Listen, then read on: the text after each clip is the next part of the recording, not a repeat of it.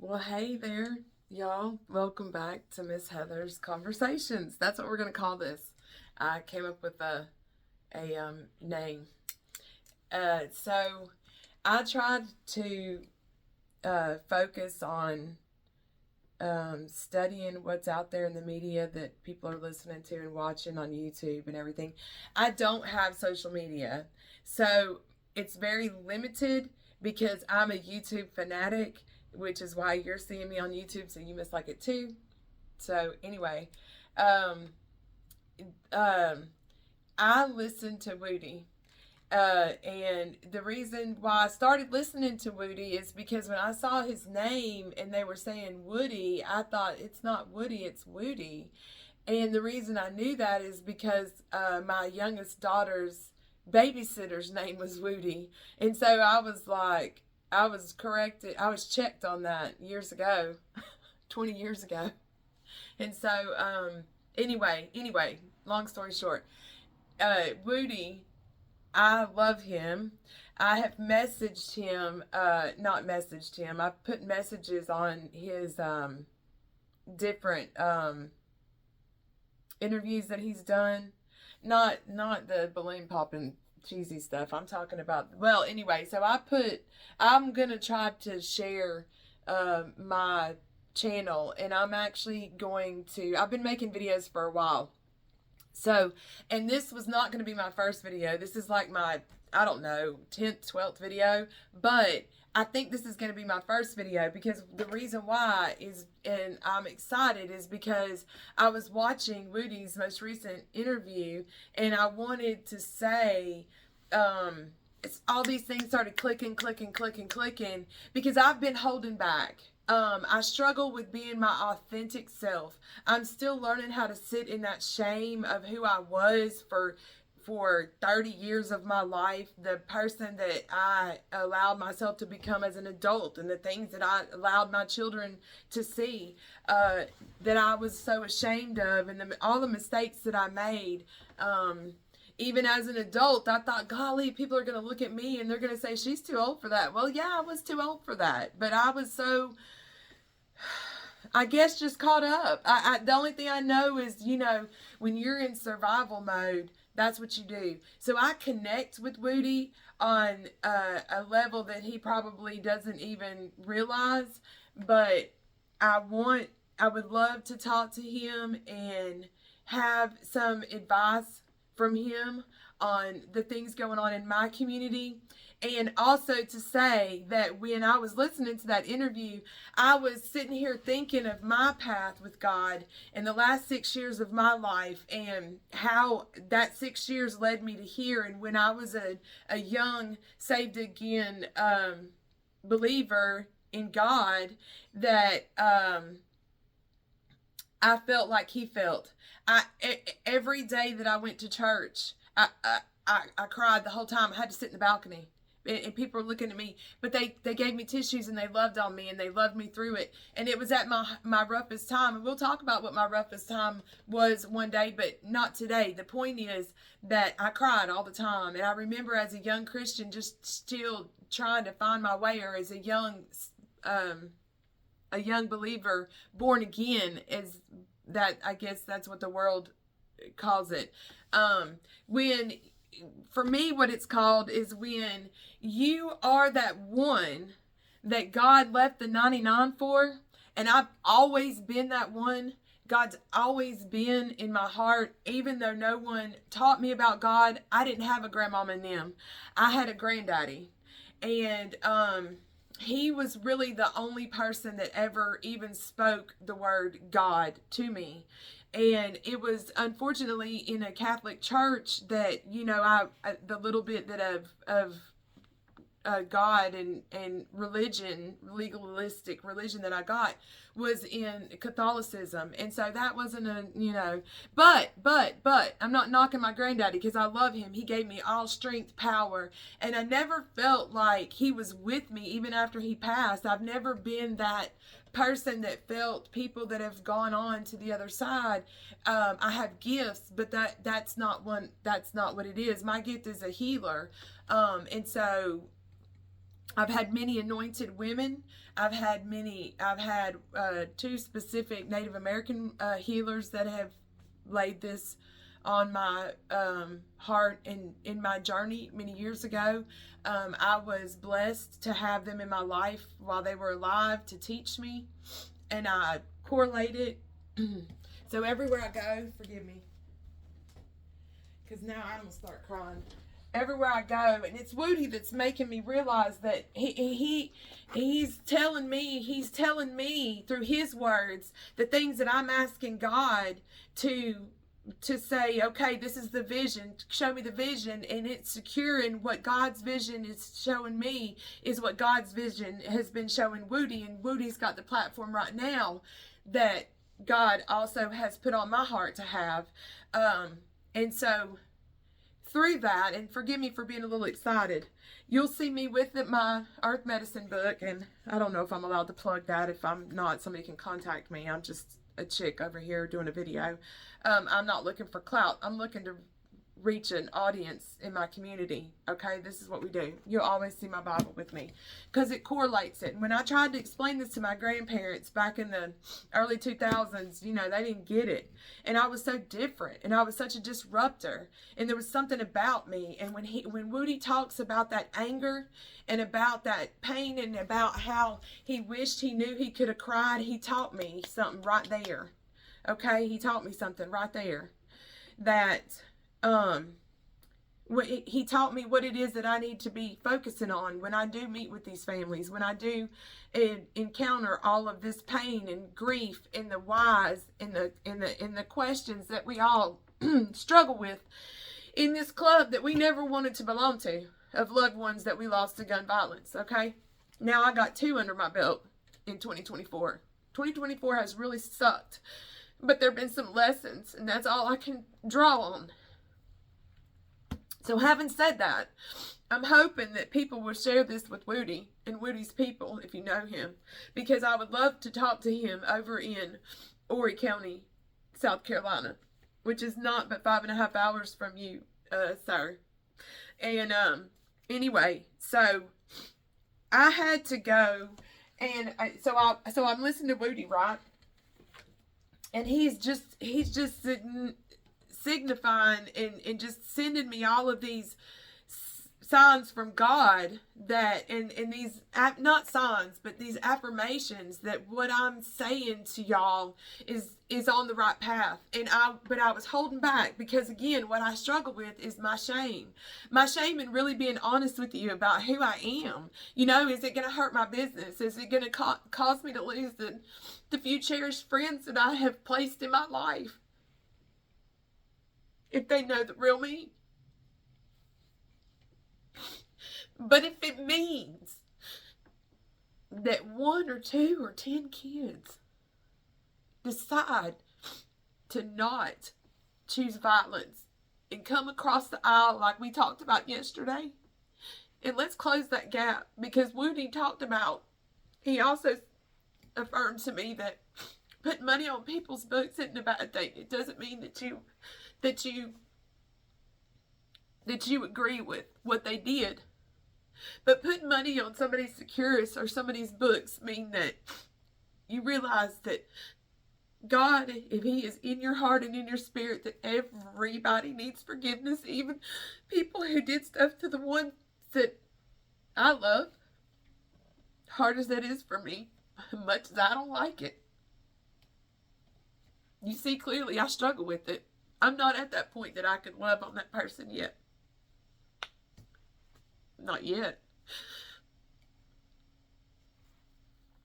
But my point is, putting money on somebody's Securus so they can call home and check on their mama and check on their sisters and check on their grandma and them, they need that. Okay? It's just a human right. These kids are so caught up at this point. At this point, let's be real. Let's keep it real. Okay?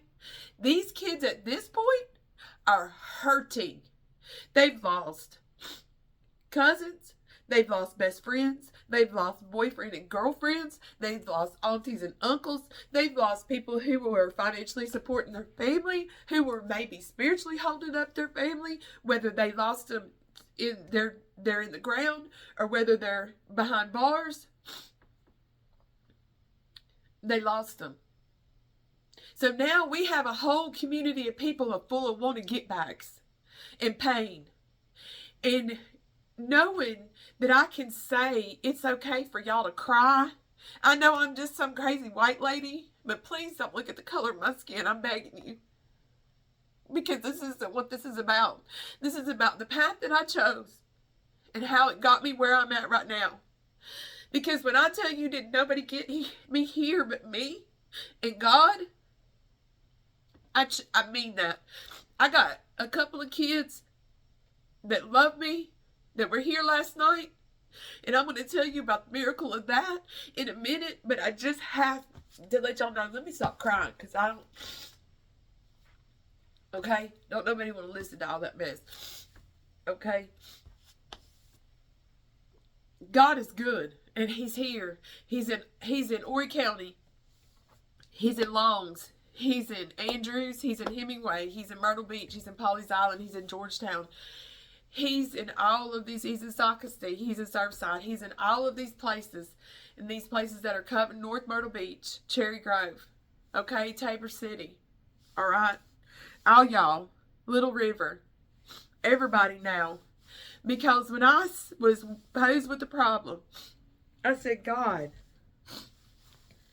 I'm about to be a foster mother, but I'm only on this one side. I'm only on this one side. And I know what loyalty means to this side. And I know what loyalty means to me as an ex-gang member, as an OG. I'm going to call myself an OG. I'm exactly that.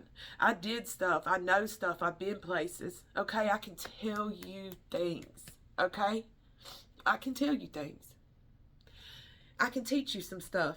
If you really, really, really want to listen, if you really, really, really want to know, because now I'm in a position that God has put me in a path of being able to really connect and really sit in that shame and say, I'm sorry to those people that I hurt, and forgive me if I did ever hurt you.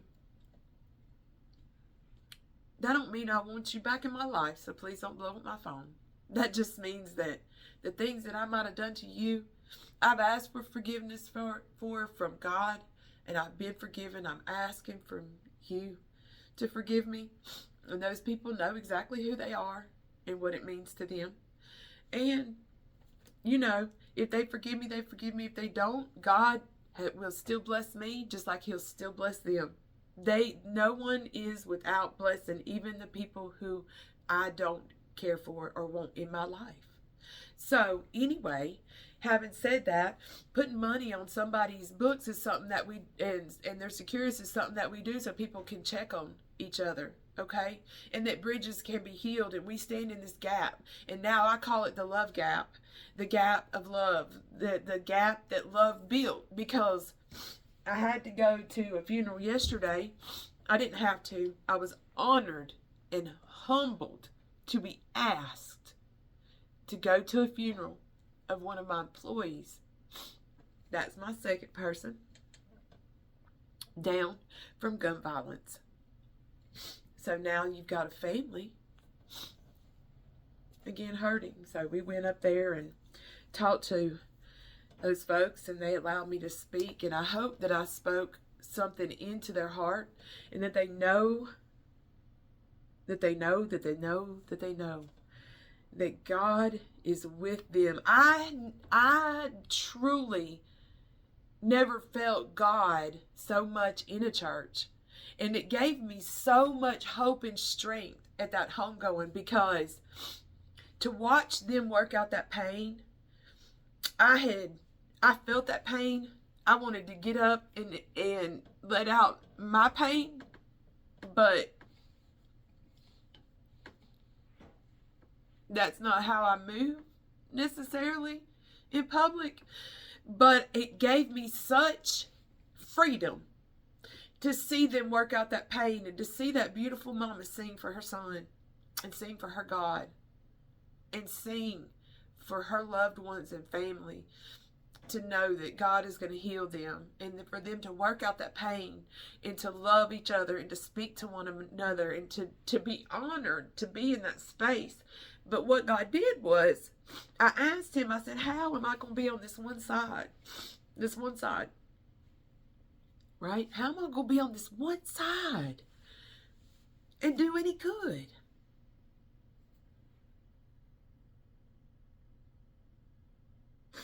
And I don't believe in coincidence, and I talked about that yesterday to the family of the loved one that they lost. And I don't want to speak anybody's name because I don't want to be disrespectful unless that family has allowed me to. And if I have accidentally said something, then I will bleep it out. I don't think I did, but hopefully I didn't. So because of that loved one's death, I'm now up on the Highway 90 corridor. I'm up in North Carolina above the Highway 90 corridor. I've crossed onto the other side. Okay, God. Okay, God. I see what you did. I see exactly what you did, God. I was afraid. I wasn't afraid like somebody was going to hurt me. Don't get me wrong. I'm not afraid like that. I was afraid of all the regular stuff. I would say the wrong thing, that I would look the wrong way, that I would not be humbled enough, and I would not be this, or I was what effing it to death. I was getting in the mind, and when I want to tell you the devil got up with both feet, baby, my feet hit the floor Saturday morning, and the devil said, bam, right beside me. I said, okay. And then I realized that God was with me. He was with me every step. He was going to be with me in that place. And then he delivered me to that place, and I felt more like I was at home than I'd ever felt in the 13, 14, however many years it's been since I've been back here in the area that I live. I was like, man, the whole time I was sitting there. And I know that we were mourning and celebrating the death of a beautiful son and cousin and father and brother and aunt. But I felt like I was at home. I felt like God had put me there to make me feel like all comfy and warm inside, because that's the way they made me feel. And then when I got up there to speak, and I was shaking, nose running, no tissue, had to ask a reverend, y'all. I had to ask a reverend for a tissue, and then some lovely gentleman brought me a tissue because I was shaking, and all I could hear was people praying for me out loud, behind me, in front of me, and around me. And I just kept going. And then I watched this with Woody this morning, and I was just like, what?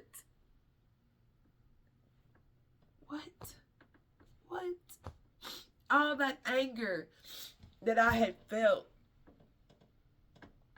that I projected onto people, that I hurt people with, was just so much pain of my own that people had caused and put on me. And when you wake up from that, and when you allow God, when you stop running, because God anointed me at my birth, okay? He anointed Woody at his birth. He anointed other people to deliver a message at birth. Whether they step into that anointedness or not is up to them. Whether they feel it and decide and understand and realize that they are that one. All these people that are saying you're different, you're weird, I don't want to be around you, there's something wrong with you. I carried all that shame on me. Y'all. I thought that all this time that people didn't want me around, and all this shame that they put on me from birth, from my parents to everybody that was in my life, they constantly were telling me things that made me feel ashamed, and I grew up with all this shame. And what it was they saw the anointing on my life, and they couldn't put that light out, but they tried everything they could to just kill it, but they couldn't.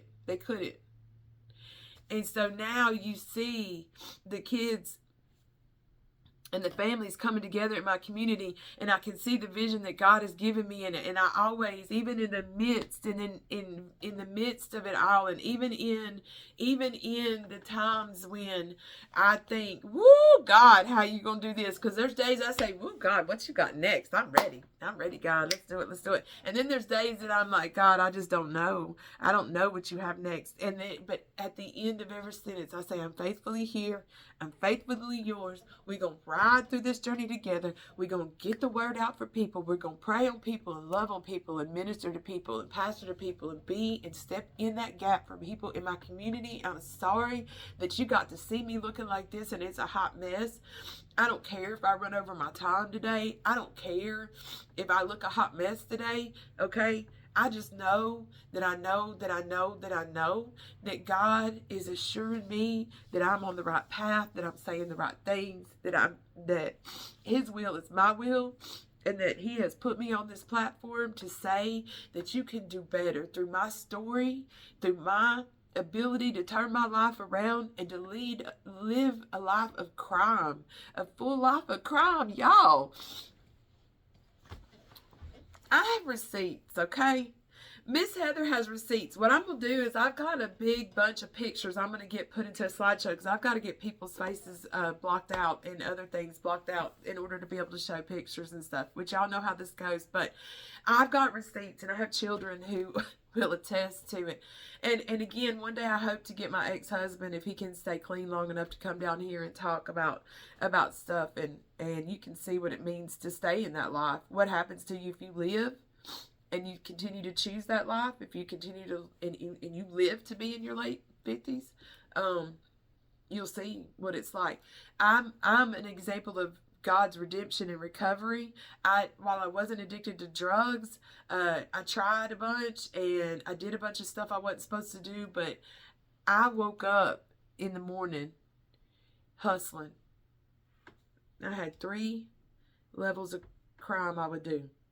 I was doing the regular mama stuff Monday through Friday with my young children, okay? I had a job at the school, held a CDL, drove my kids on the bus, substitute teacher. Thursday, Friday, Saturday night, ex-husband, had a great relationship with him. He pops in, whoop to whoop. Mama goes to the club, work 3 days at the club. Kids grow up never knowing. Bought my house, bought my little car. Kids got everything they need. Ex and I get along. I'm still running dogs up and down the East Coast. The person you could come to if you wanted to claim an insurance claim that something got stolen, mainly motorcycles. I ran between Thomasville, High Point, Winston-Salem, Greensboro, Myrtle Beach. It didn't start there. It started in Dallas around White Rock Lake. That's where I got into gangs when I was 14, 15 years old. They took care of me, fed me, clothed me. Actually, honest to God, took care of me after I got out of lockup, after I got out of parole, before I got on parole, sorry, after I got out of being locked up a few times. I carried that on up, raised some kids up in the Carolinas in gangs. Decided in my late 30s, I left out a part where my youngest daughter's dad, he stayed in the life. I chose to get out. When I left, I was pregnant in my late 30s and went back down to Dallas, got my life together. And it wasn't hard. It wasn't easy. It was the hardest thing I'd ever done. I went from making that life, man, bringing in the bank. I did a lot of stuff, and you know, I had women that I would put at parties if that's what you needed. I had getaway cars. I had, I had something pieced together, parted out and sold. 2 hours, rebuilt, put together, 24 to 48 hours, back out on the street, sold. That was the life I lived. My kids saw it. Testified in court about things that, and I'm not going to go into all that, but I testified in court when I was younger about things, I was a witness. I was lying, but, to protect my family, I did what I had to do. And that's the loyalty that I had.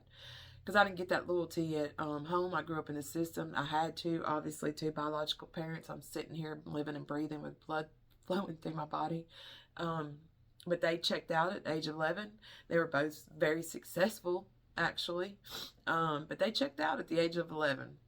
And I had a mama who drugged me to sex parties via the Catholic Church. They were called singles parties. I grew up in the streets of Dallas. Hudnall. If you're familiar with the Dove, that's where I grew up. But once I had my first child and I was got tired of getting my ass beat, I took my little baby, who was only 6 months old, and I ran up to my granddaddy's house in North Carolina, and I stayed up there. My middle daughter's died, which after I don't want to talk about that right now. My middle daughter's dad followed me up to North Carolina, and we ended up having a life up there, and I had my middle daughter. And even though we divorced, we stayed extremely, extremely close. We focused on raising our kids. We co-parented before that was even a word. This was in the 80s and 90s, 80s, 90s, early 2000s. Our kids graduated in the early 2000s, but we don't have a relationship today because he's obviously moved on, and we have grandchildren together. So we do see each other on occasion every few years, but I mean, like, we co-parented, okay, and very successfully co-parented, because even though I had a gang life, they did have a really good dad, and I think that might have saved me from them being worse off than what they were. And so they did grow up to be really good people. They're crazy like their mama, and I really appreciate that part. They're beautiful like their mama, and I really appreciate that part. But God really blessed me and showed me that also, too, that there is redemption, even when it feels like there's not. It might come 30 years later, almost 40 years later, 35 years later. Come on now, 35 years later. But it comes. It does come. And guys and ladies, when the pain gets too great, just like Woody said, and how I feel about it, and I really feel comfortable in knowing that I can be a little more vulnerable with y'all and share with y'all that, listen, it's okay to cry. Freaking cry. If it's going to keep you from going out here and do something to somebody, cry. Get in your car and scream. I had people tell me that when this first happened to me, when we lost somebody, and I had to carry my child to a funeral that I never wanted to go to, and I just can't even explain the pain of losing teenagers to gun violence. Is just like, it's just no words. There's no words. People stand up on camera and ask how you feel and stuff. And these mamas and daddies and all these people are just, they just stand up there with tears and can't say nothing because there's no words. There's no words. There's no words. And what I do, and I'm going to tell you this little secret, okay? What I do when I think about the young man that we loved in my family, when he was taken, I think about how many times he was shot, and forgive me for being real with y'all, but I think about how many times he was shot. I had a friend that worked at the hospital in the morgue, and I asked her, and she told me, well, I asked her to look, and then many months later, I told her not to tell me, and then I asked her to tell me when I was ready, and then she told me. So when I go to the gym, and this is something I've done since I was a little kid, not the how many times that he was shot, but the going to the gym part.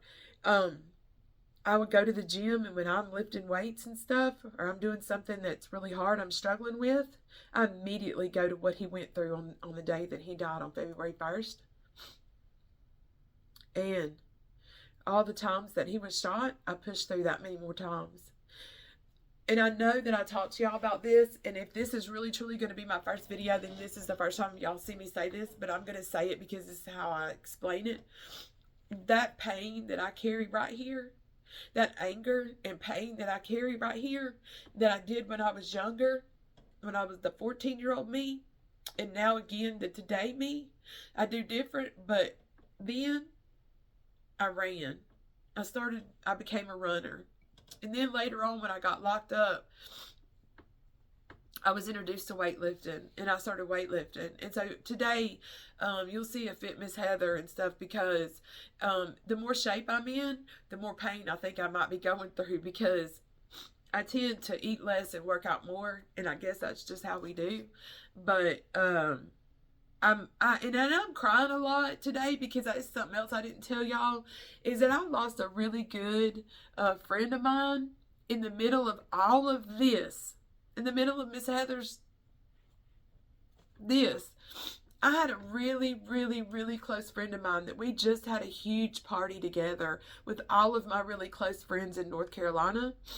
And he died in a motorcycle accident. So Friday night, before I came to the funeral on Saturday morning, I was at a funeral on Friday night and dealing with that all Friday night. And then by the time I got to the funeral on Saturday, I was shaking. I was toast. My heart was hurting. My eyes were weak from crying and red. And that's, kind of why I'm in the shape I'm in today and very weepy. And I apologize for that. I know I don't have to, but I don't want you to focus on the weepy and the white, okay? Put that out of your mind, okay? God has something so important to say over your life, y'all. It's going to get better.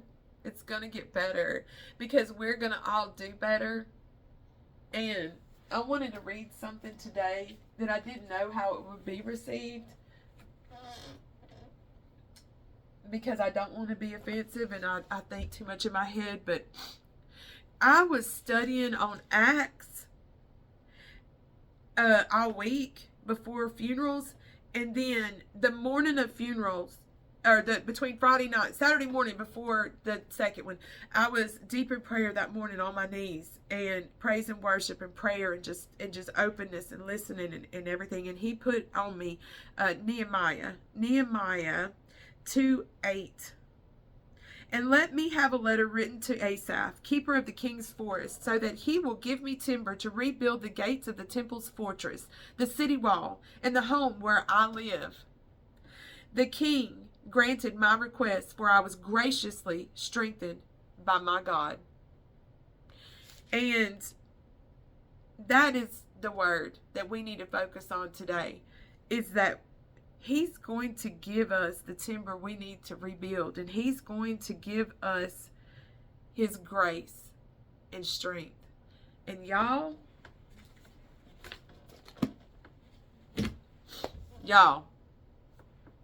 God knows what He's talking about, okay? I love y'all so much, okay? Y'all are valuable. You young bucks are so valuable, okay? And I'm here for you, all right? We're in the community. And y'all, it's going to get better. It's going to get better. It's going to get better. We're going to pray about it. And let's pray for all those who were lost today and in the past. And let's pray for a brighter future, because we've got a lot of babies being born and a lot of babies being left by these loved ones who are either incarcerated or that we're having to tend to in a grave. And we need to show these babies coming up that we can do better. So let's do that, okay? Because I love babies. All right, y'all. I love y'all so much. You're so valuable. Parents, just hang in there. Call me if you need me.